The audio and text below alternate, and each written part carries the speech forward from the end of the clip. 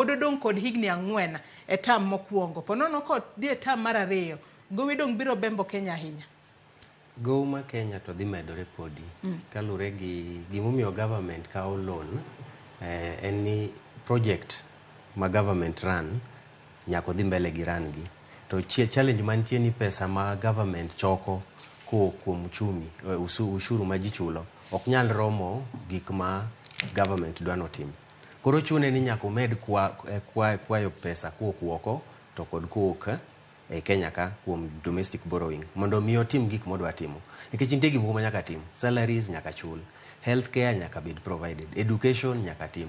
To gin gik mochuno nyaka tim to pesa michoko ok nyal romo timogi. Mane momiyo chuno ni nyaka giboro. No kaka ta Kibaki nodonjo oyudo ka en piny to nyako med kwecho nikech gima timre en ni gima miyo piny nyalo dongre moko kwecho ken ka production kantie gik ma bende waloso kaka wan to watero oko to miyowa pesa.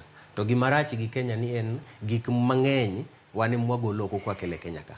To sami gole oko kikele Kenya ka nyiso ni nyaka inyiewe. Tinyiewe tini wuon onge gima long'o migolo e Kenya ka kitero oko. Koro chuno ni nyaka imany pesa minyiewogo gik midwa nyiewogo nikech kaka koro medicine nyaka nyiew yien ma ji konyrego e Kenya.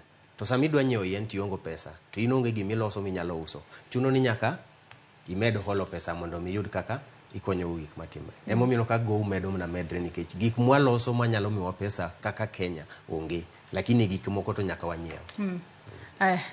FCPA Bernard Siero karwa keto ko kinyi makawuono wang'e ni gowi ma piny Kenya osebedo godo en gowi ma wanyalo wacho no